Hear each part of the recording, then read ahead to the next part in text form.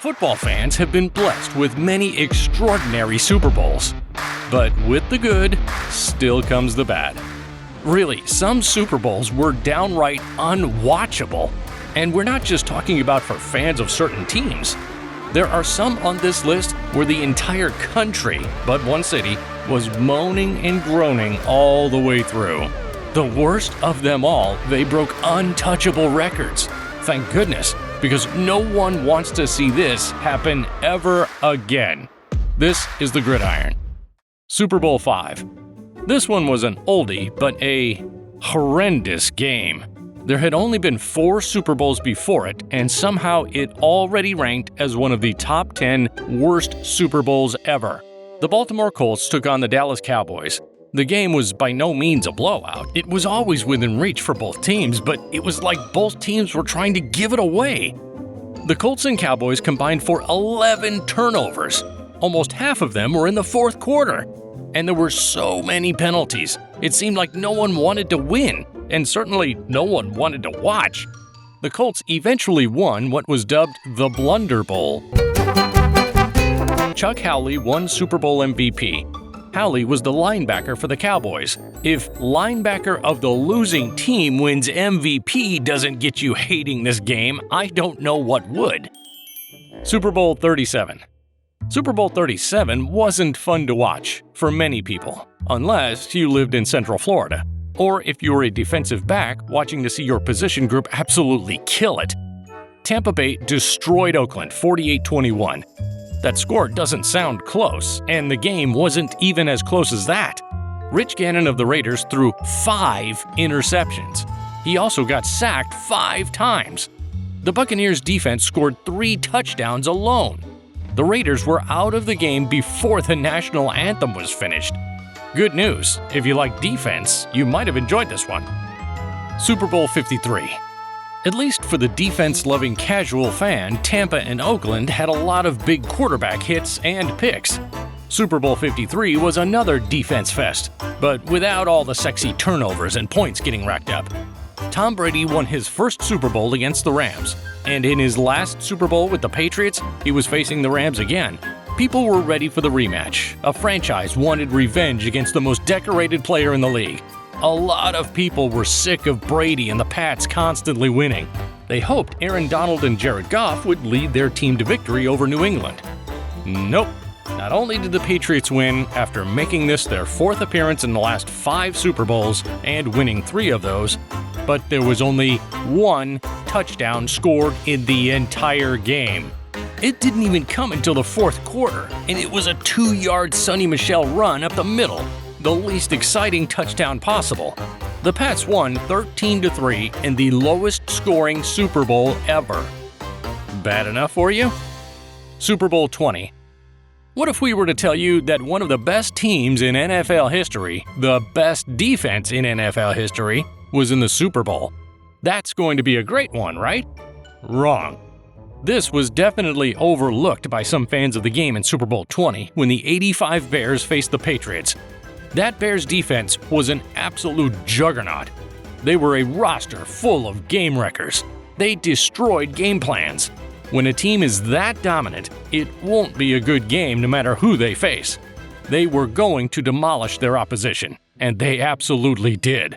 Now, the fine people of Chicago loved this Super Bowl, but outside of Illinois, this was not an exciting game to watch.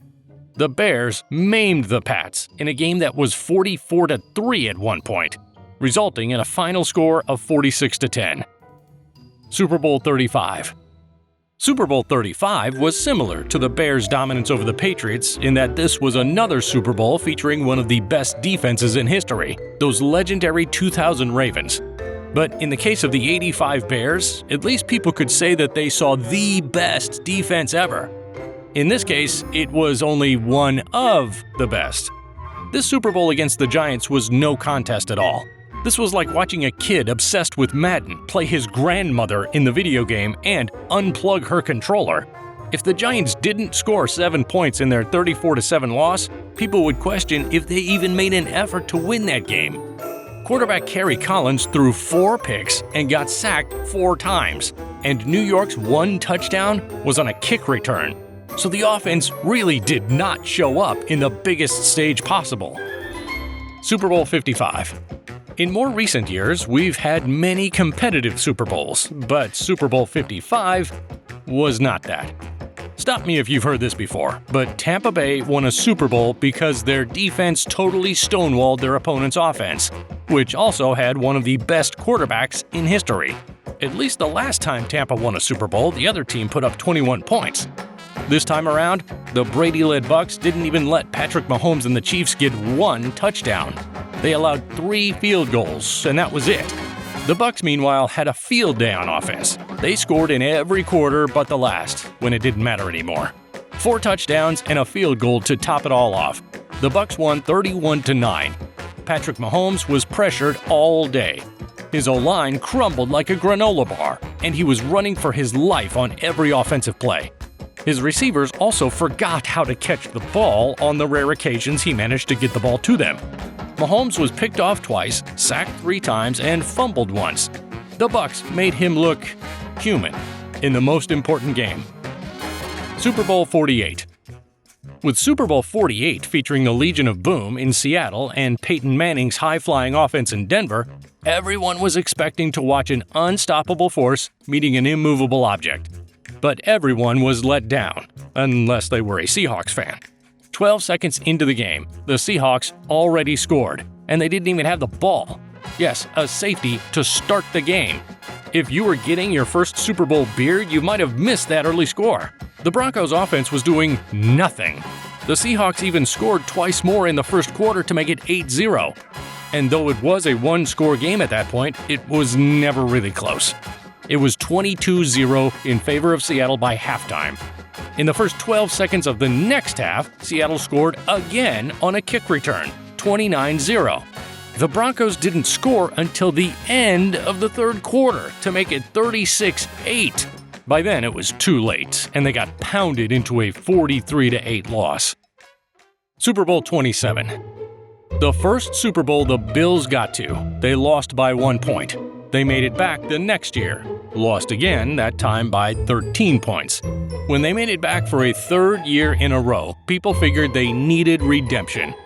Super Bowl 27 saw the Bills taking on the Cowboys, and people were sure the sting of defeat would fuel the Bills to a win.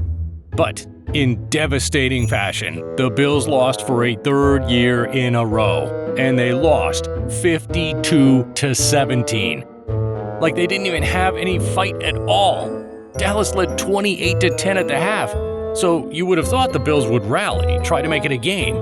But it actually got worse. To top it off, the Bills had 9 turnovers, about half as many points as they scored. No worries, Buffalo. There's always next year, right? Sadly, the Bills would lose the next year too. Super Bowl 24. The worst Super Bowl of all was Super Bowl 24. It was the 49ers, quarterbacked by Joe Montana, who had already won 3 Super Bowls, including the year prior. They were facing off against John Elway and the Broncos, a franchise that hadn't ever won a Super Bowl. A great underdog story, right? Absolutely not. The Niners dismantled the Broncos by a final score of 55-10. Not only was 55 points the most a team had ever scored in a Super Bowl, but the 45-point deficit was the largest ever in Super Bowl history. Joe Montana completed 22 out of 29 passes for 297 yards, 5 touchdowns, and 0 picks. John Elway should have thrown in the towel, because when he threw the football, his numbers were 10 for 26, a measly 108 yards, 0 touchdowns, and 2 picks. Not to mention, he was sacked 4 times. There was no silver lining to be found anywhere. The Niners went for gold and got it for the 4th time. Even if your team doesn't win the Super Bowl, you can always hope for an entertaining game, a fair fight. But some of these Super Bowls have looked like the JV team trying to compete against professionals. No one wants to be on the losing side of these games, but what's worse is when they don't even show up to compete.